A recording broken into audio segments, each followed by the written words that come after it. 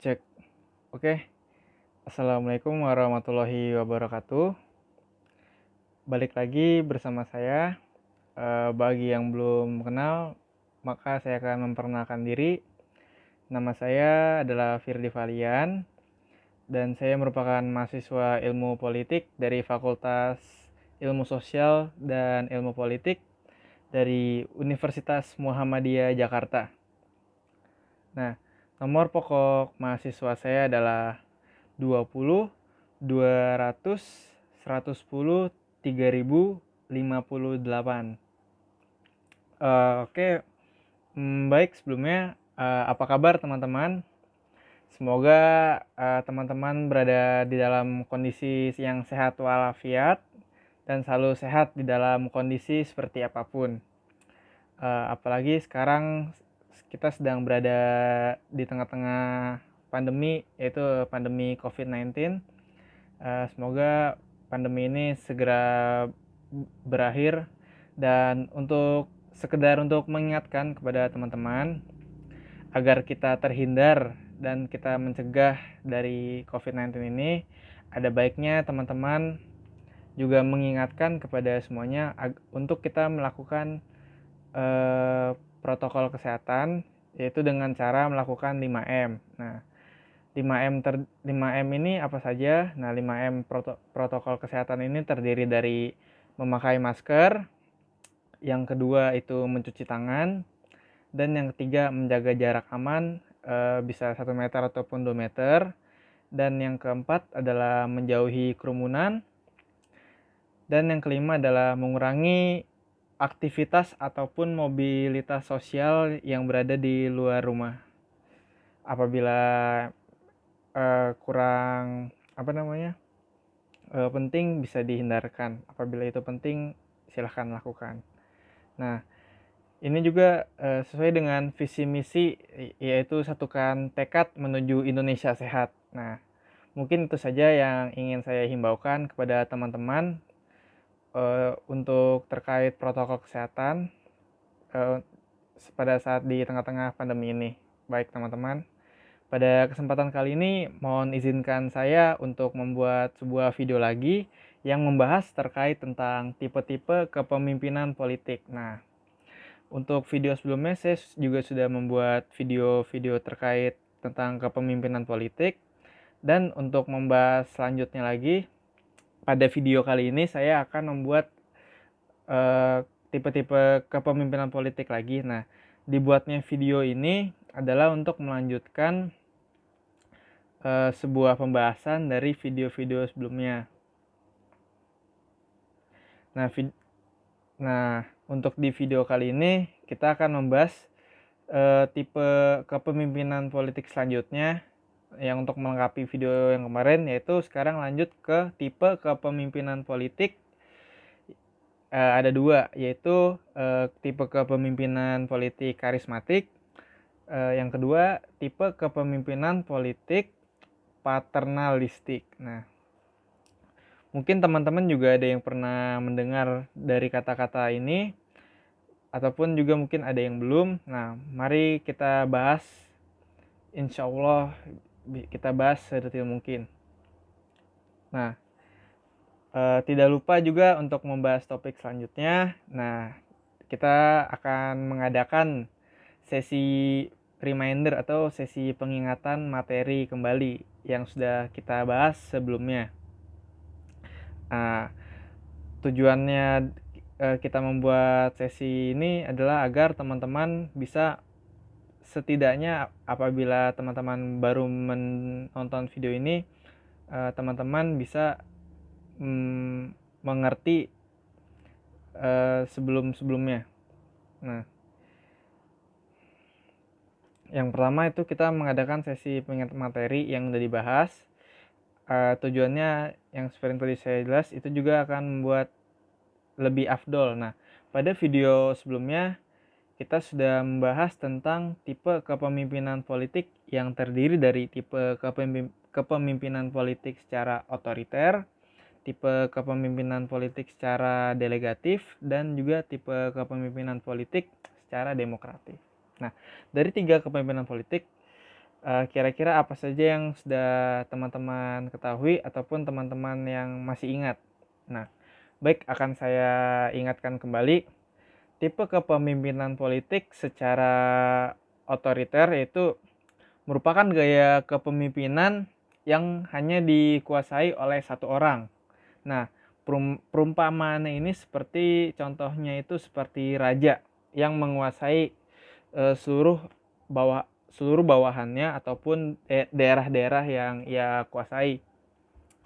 Tipe kepemimpinan otoriter ini berpaku hanya kepada satu orang, dan kekuasaannya ini atau perintah-perintahnya itu bisa terbilang dengan kata mutlak, jadi tidak bisa dibantah oleh siapapun. Jadi ketika sang raja membuat peraturan ataupun mengusulkan sesuatu, misalnya sang raja tuh memberikan perintah A. Nah, perintah A tersebut itu harus dijalankan oleh bawah-bawahannya dan tidak bisa dibantah sedikit pun.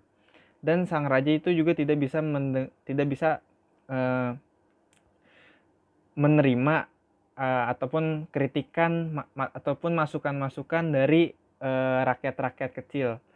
Jadi bisa dibilang ya kekuasaan otoriter ini merupakan kekuasaan yang hanya diambil oleh satu orang. Jadi tidak diambil ataupun jadi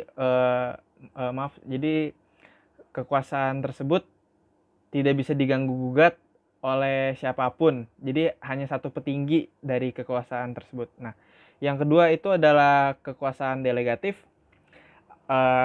Jika teman-teman masih mengingat, kekuasaan delegatif itu merupakan kekuasaan yang gaya kepemimpinannya itu yang dimana pemimpin tersebut memberikan wewenang kepada bawahannya. Nah, jadi ketika pemimpin tersebut memberikan wewenang ke bawahannya, pemimpin tersebut bisa memberikan sebuah tugas ataupun yang lainnya. Dan nah, dari dari si pemimpin yang memberikan ke bawahannya ini bisa melakukan sebuah kekuasaan ataupun menjalankan sebuah tugas yang telah diberi oleh pemimpinnya tersebut.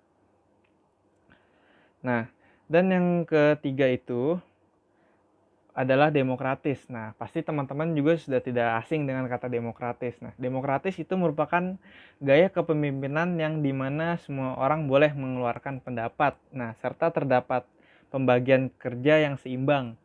Nah, jadi dalam kepemimpinan demokratis ini, setiap orang, baik itu yang di bawah, baik itu yang di tengah, baik pun itu yang di atas, semuanya bisa mengeluarkan pendapat. Dan pendapat tersebut bisa kita bawa ke sebuah forum untuk diangkat ke pembahasan selanjutnya. Jadi dalam kepemimpinan demokratis ini semua orang memiliki hak dan bisa berpendapat. Baik, untuk mempersingkat waktu selanjutnya, sebelumnya semoga sesi pengingatan kembali ini terkait materi yang lama bisa bermanfaat bagi teman-teman yang masih bingung. Nah, untuk teman-teman yang masih bingung terkait pembahasan materi ini, saya anjurkan teman-teman untuk menonton video-video saya sebelumnya untuk bisa mengetahui lebih jelas lagi dari sumber-sumber awalnya tentang pembahasan materi yang sudah saya bahas. Baik teman-teman, untuk materi selanjutnya kita akan membahas tipe kepemimpinan politik secara karismatik. Nah, pasti teman-teman juga sudah mengetahui kan apa itu kata karismatik ataupun pernah mendengarnya baik itu dari kata-kata orang, baik itu dari media-media ataupun dari eh, pembahasan-pembahasan yang lain.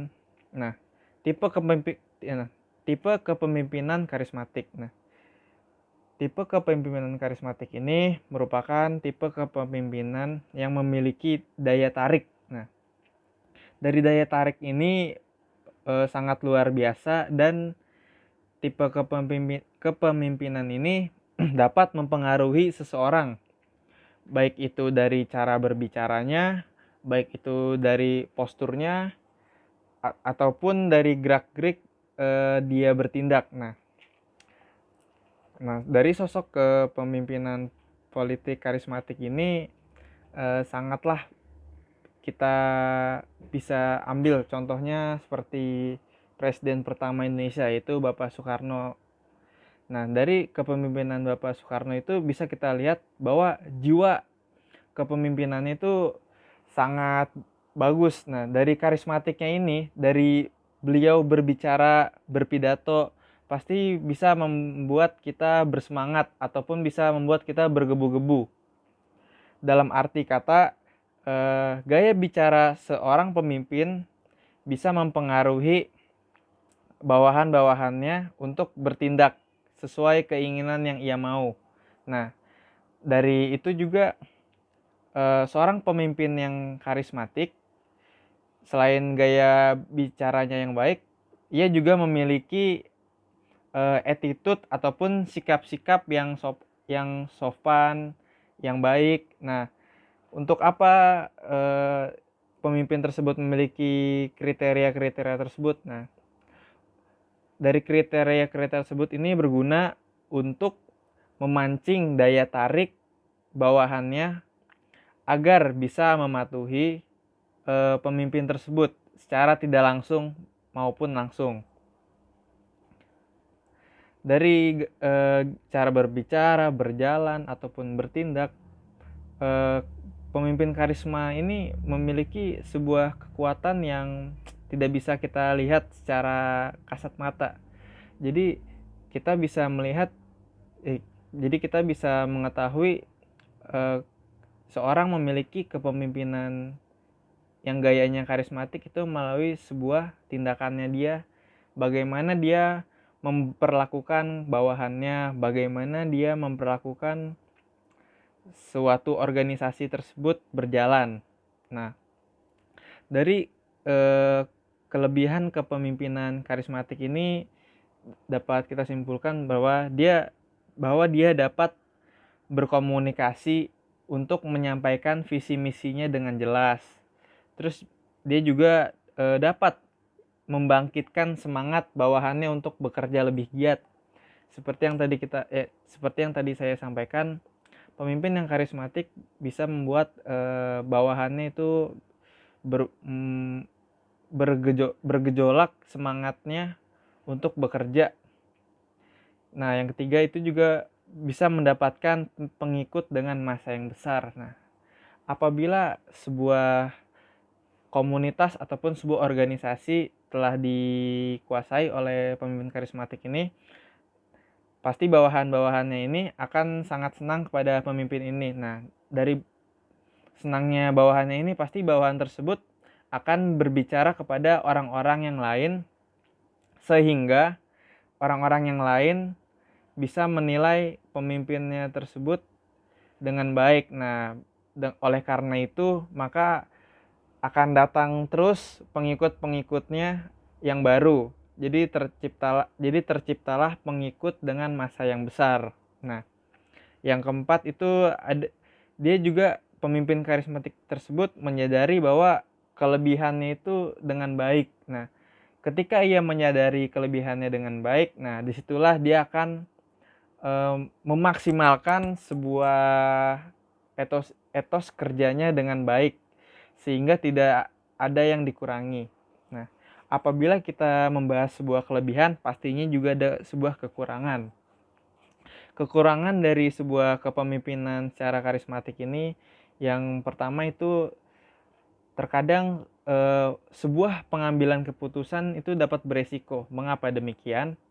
Karena ketika sebuah pemimpin membuat sebuah keputusan dengan bergebu-gebu, pasti si bawahan tersebut akan langsung melaksanakannya tanpa berpikir panjang. Padahal dari tugas yang diberikan itu belum tentu sebuah keputusan yang benar. Dan siapa tahu keputusan tersebut merupakan keputusan yang berisiko untuk kedepannya.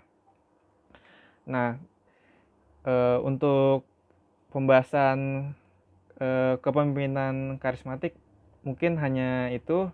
Baik, kita akan lanjut ke pembahasan kita yang kedua, yaitu tipe kepemimpinan paternalistik. Nah, tipe kepemimpinan paternalistik ini memiliki sifat kebapaan. Nah, terus dia juga memiliki sifat-sifat seperti mengawas sebagai pengawas.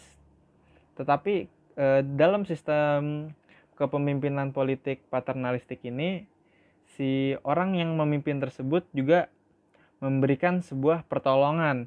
Di samping ia memiliki tugas untuk sebagai pengawas, tapi dia juga memiliki jiwa untuk membantu bawahannya. Nah, hal-hal tersebut bisa kita temukan, contohnya itu seperti seorang guru. Nah, pasti guru juga berbuat sebagai pengawas, tetapi apabila seorang anak muridnya belum menguasai materi yang ia ajarkan, pasti guru tersebut akan datang dan bertanya, "Nah, apakah materi tersebut sudah kamu paham ataupun masih belum jelas?" Nah, apabila seorang muridnya berkata ia tidak paham, maka guru tersebut pasti akan memberikan solusinya dan akan memberikan pelajaran tambahan untuknya. Nah, kepemimpinan ini juga menggunakan pengaruh yang sifatnya itu kebapaan dalam menggerakkan bawahannya untuk mencapai sebuah tujuan. Nah, dari ciri-ciri kepemimpinan paternalistik ini, yaitu dia memimpin bertindak sebagai bapak, terus memperlakukan bawahannya itu sebagai seorang yang belum dewasa. Jadi pemimpin tersebut pasti akan mengayomi dan menuntun bawahannya tersebut lebih ke arah untuk menyelesaikan tugas-tugasnya secara bersamaan, secara dibimbing. Selain mengawasnya, ia juga membantunya untuk menyelesaikan tugas-tugasnya. Dan pemimpin tersebut juga selalu memberikan perlindungan kepada bawahannya. Tidak lupa keputusan tersebut juga ada di tangan pemimpinnya. Secara analogi bisa kita simpulkan bahwa paternalistik ini juga mirip seperti konsep kepala keluarga, yaitu di mana seorang bapak yang melindungi seorang anaknya dan juga memberi sebuah keputusan di dalam rumah tangga untuk mengambil sebuah rencana ataupun yang lainnya. Mungkin hanya itu saja yang bisa saya sampaikan. Mohon maaf apabila dalam penyampaian materi kurang enak ataupun masih terbata-bata. Semoga yang bisa saya sampaikan bisa bermanfaat. Kurang lebihnya mohon maaf. Wassalamualaikum warahmatullahi wabarakatuh.